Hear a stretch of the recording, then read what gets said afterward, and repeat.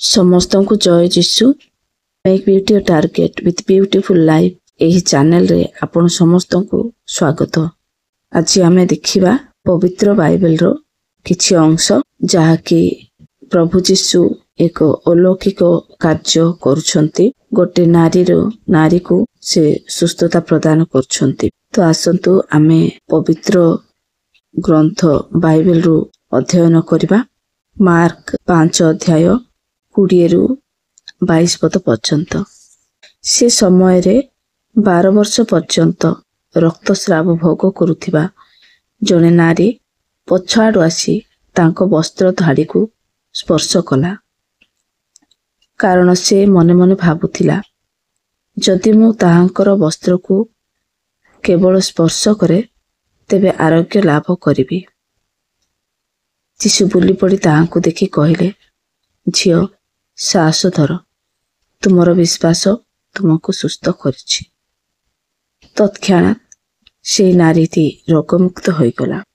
ପ୍ରଭୁ ଯୀଶୁ ଯେତେବେଳେ ଏ ପୃଥିବୀରେ ମନୁଷ୍ୟ ରୂପ ଧାରଣ କରି ଏ ପୃଥିବୀରେ ରହୁଥିଲେ, ସେହି ସମୟର କଥା।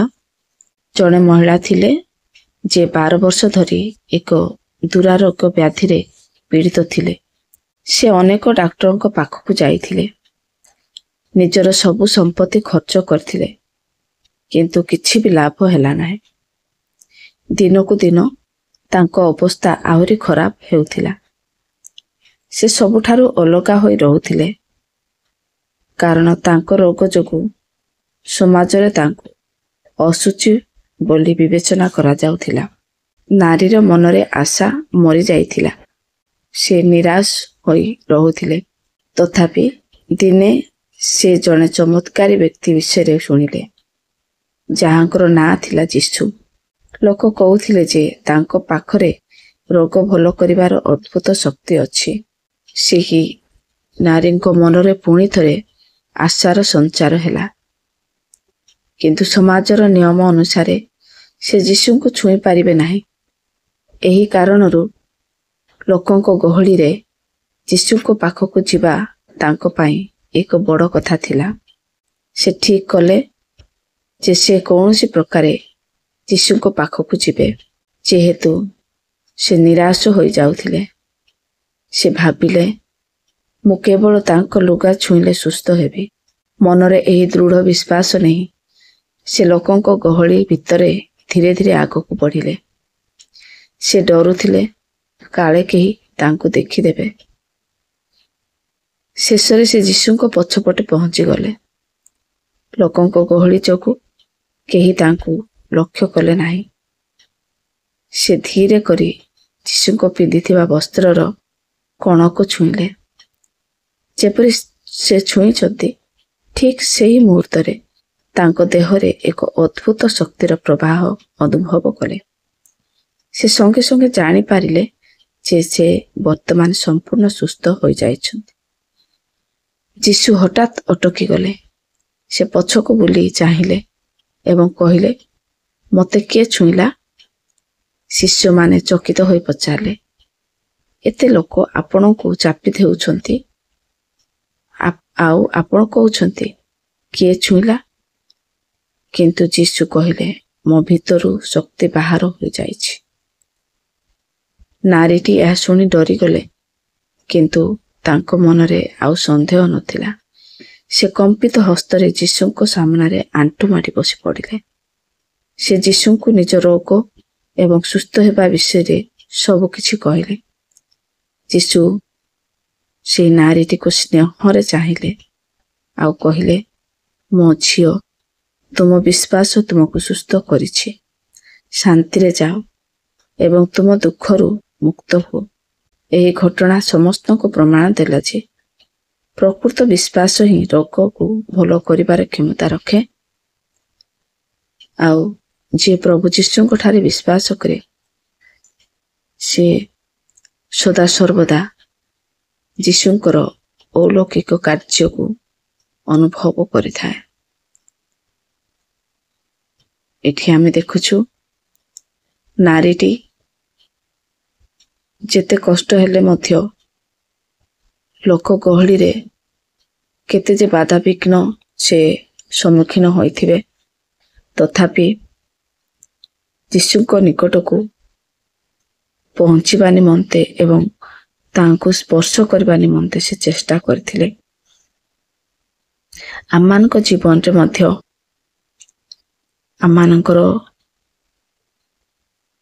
अनेक रोग व्याधि अछि, शारीरिक हेउ बा मानसिक हेउ बा आत्मिक हेउ। आमानकर एई भली बहु काल धरी आमानक मध्यरे एई भली रोग रहिछि।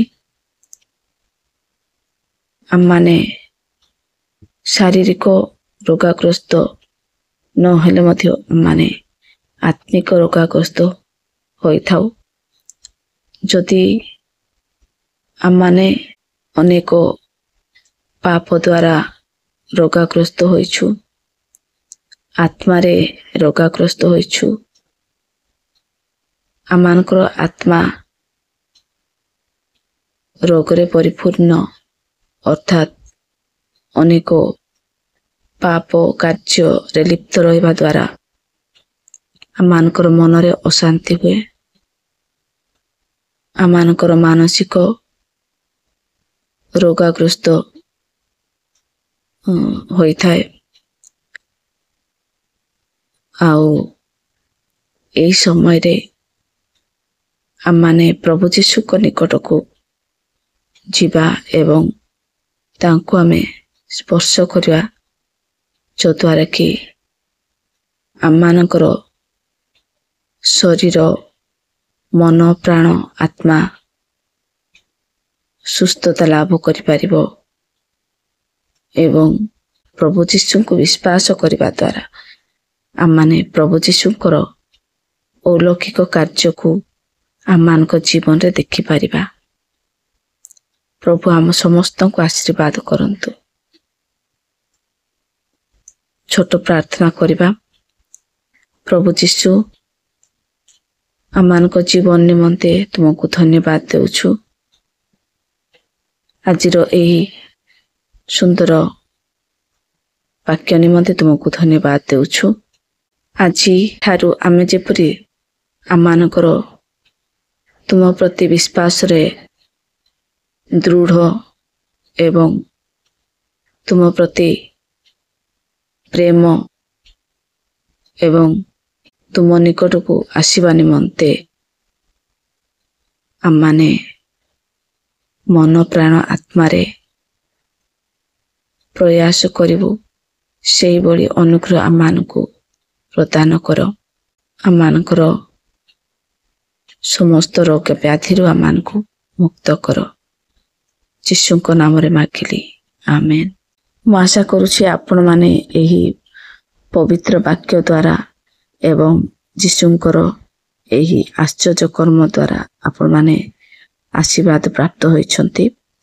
जदि आपनकु एही भिडियोटी भल लागिला ताहले लाइक करंतु, शेयर करंतु एवं जदि आपण माने मो चैनल रे नुआ अछंती ताहले मो चैनल को सब्सक्राइब करंतु। जय यीशु।